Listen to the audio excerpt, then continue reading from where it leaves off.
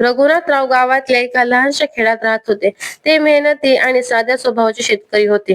गावातल्या लोकांना ते नेहमी मदत करत, त्यामुळे सगळे त्यांना खूप मानायचे.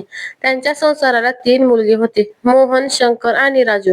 त्यांनी आपल्या मुलांना शिक्षणासाठी खूप मेहनत केली. साखर कारखान्यात रात्रंदिवस काम करून त्यांनी मुलांना मोठ्या शहरात शिकवण्यासाठी पैसा पाठवला.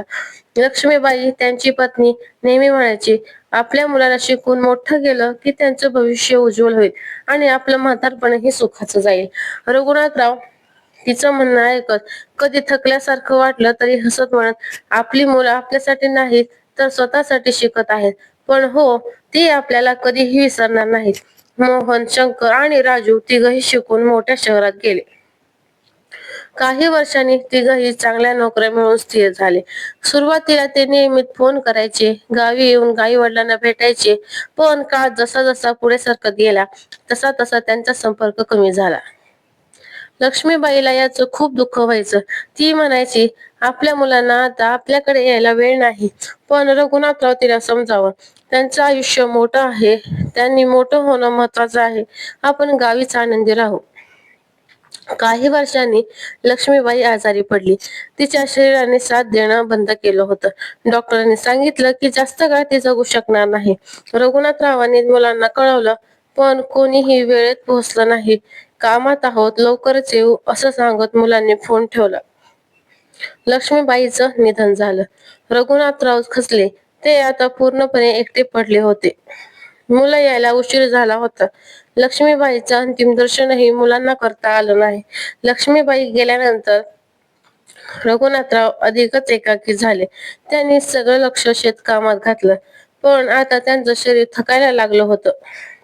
वय होतं, कामाची ताकद उरली नव्हती. शेजारी नेहमी मदतीला यायचे, पण मुलं मात्र फक्त फोनवरच बोलायची. एक दिवस रघुनाथरावांना जोरात ताप आला. अंगात ताकद नव्हती. शेजाऱ्यांनी त्यांना रुग्णालयात नेलं. डॉक्टरांनी सांगितलं की त्यांना विश्रांती हवी आहे. शेजाऱ्यांनी मुलांना फोन केला, पण मुलं यासाठी तयार नव्हती. महत्वाचं काम आहे, इथे येणे शक्य नाही अशी कारणं त्यांनी दिली. रघुनाथरावांचं मन खचलं. त्यांनी ठरवलं की आता पुढचं आयुष्य मुलांविना घालवायचं. घरी परतल्यावर रघुनाथरावांनी एक मोठा निर्णय घेतला. त्यांनी आपल्या शेतजमिनी गावातल्या गरजू शेतकऱ्यांना दान दिल्या. ही जमीन मी माझ्या मुलांसाठी जपून ठेवली होती, पण त्यांना याची किंमत नाही.